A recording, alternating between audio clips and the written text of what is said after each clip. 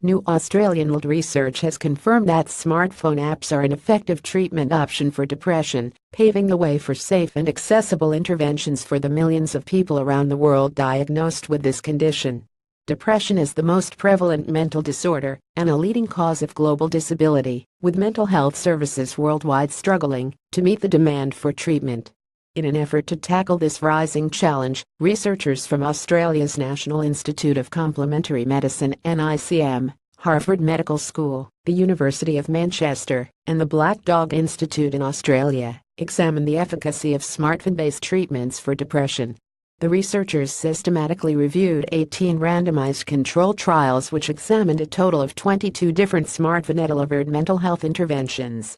The studies involved more than 3,400 male and female participants between the ages of 18 and 59 with a range of mental health symptoms and conditions including major depression, mild to moderate depression, bipolar disorder, anxiety and insomnia. The first-of-its-kind research, published today in World Psychiatry, found that overall smartphone apps significantly reduced people's depressive symptoms, suggesting these new digital therapies can be useful for managing the condition.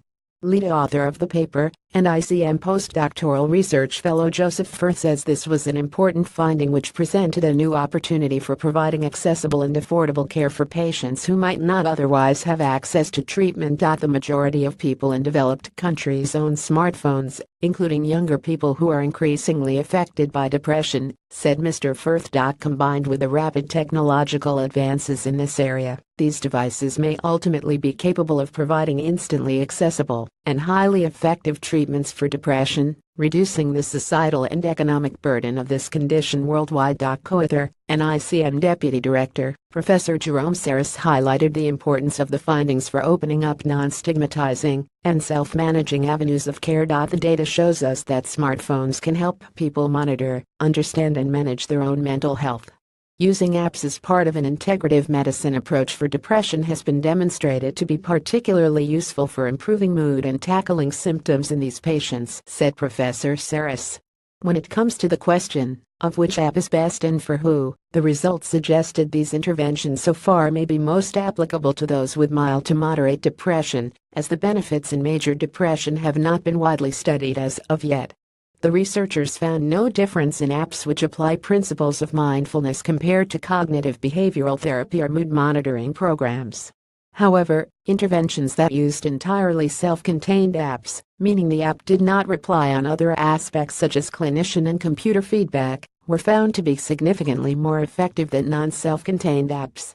The authors suggested this might be due to the comprehensiveness of these particular standalone apps, rather than the combination of therapies.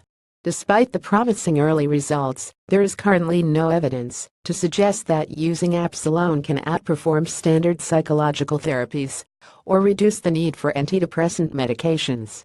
According to co-author and co-director of the Digital Psychiatry Program at Beth Israel Deaconess Medical Center and a clinical fellow in the Department of Psychiatry at Harvard Medical School, Dr. John Torres, the research is a timely and promising step forward in the use of smartphones in mental health. Patients and doctors are faced with a vast array of mental health apps these days, and knowing which ones are actually helpful is imperative, said Dr. Torres. This research provides much-needed information on the effectiveness of apps for depression and offers important clues into the types of apps which can help patients manage their condition. Jennifer Nicholas, a PhD candidate at Black Dog Institute and co-author of the paper, says with the knowledge that apps can be effective for managing depression, future research must now investigate which features produce these beneficial effects. Given the multitude of apps available, many of them unregulated, it's critical that we now unlock which specific app attributes reap the greatest benefits to help ensure that all apps available to people with depression are effective.